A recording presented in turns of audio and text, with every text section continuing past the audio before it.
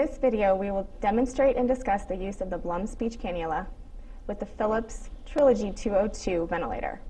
Our lung compliance on the test lung is 0.06, which would mimic a patient with reduced lung compliance. Before attempting the speech cannula with any patient, be sure to suction the trachea as well as the velopharynx in order to remove any secretions that could potentially obstruct airflow.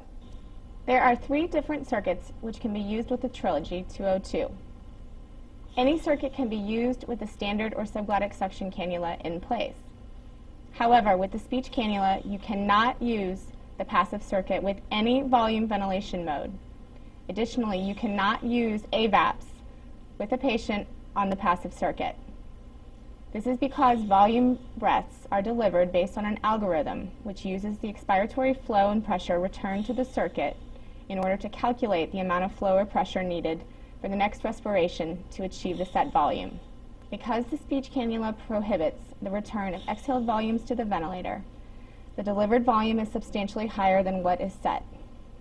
This can result in overventilating a patient and potential lung injury. For demonstration purposes, we will use the active PAP circuit. Currently, we have the ventilator in volume control SIMV with a rate of 10, tidal volume of 600, pressure support of 10, and PEEP of 5. I-time is set at 1.2. With the Blom standard cannula, you can see that the peak inspiratory pressure is approximately 14 centimeters of water. Now, with the speech cannula inserted, you can see that PEEP is maintained at its set value. You will also note that the ventilator is registering an increased peak pressure of approximately 18 centimeters of water. This is due to the narrowing at the flap valve of the speech cannula.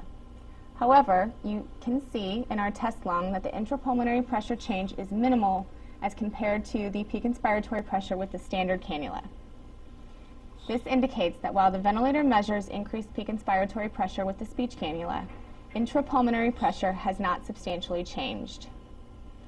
It is important to know that if you do see the ventilator registering more than a 10 centimeter of water increase in peak inspiratory pressure in volume control during speech cannula use, this may be indicative of upper airway obstruction or air trapping. In this case, remove the speech cannula from the patient and replace it with a standard or subglottic suctioning cannula. Check to make sure that the flap and bubble valves are properly moving and the tracheostomy tube is well seated within the patient. Suction the patient again and reattempt the speech cannula.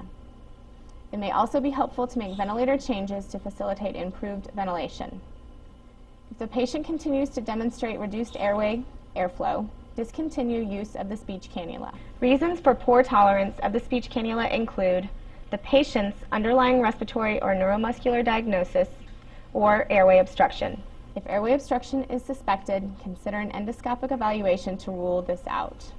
Now, if we look at a patient utilizing the speech cannula in pressure control ventilation with a pressure set at 15 centimeters of water and PEEP of 5, you can see that because pressure is the controlled variable in this mode, peak inspiratory pressure will not exceed the pressure at which it is set. And again, you can see that PEEP is maintained at its set value.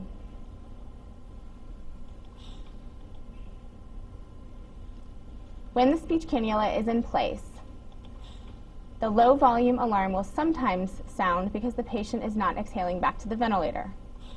In order to eliminate this obligatory alarm, turn the low volume alarm down to a low active setting. The exhaled volume reservoir is not needed for alarm management with any of the Trilogy circuits. If your patient experiences auto-triggering, otherwise known as auto-cycling, go to flow trigger sensitivity and make the ventilator less sensitive until auto-triggering ceases. It may also be helpful to increase your inspiratory time in order to deliver the flow more slowly when in volume ventilation. If your patient experiences air trapping or breath stacking such that he or she is unable to fully exhale, it may be helpful to decrease the inspiratory time in order to deliver flow more quickly. This will allow for more complete exhalation prior to the next inspiration. Keep in mind, patient and ventilator variables including lung compliance, ventilator settings, current respiratory status, and circuit compliance will impact the tolerance of the speech cannula. Finally, remember that you cannot use the speech cannula with the passive circuit in volume ventilation modes or with AVAPs.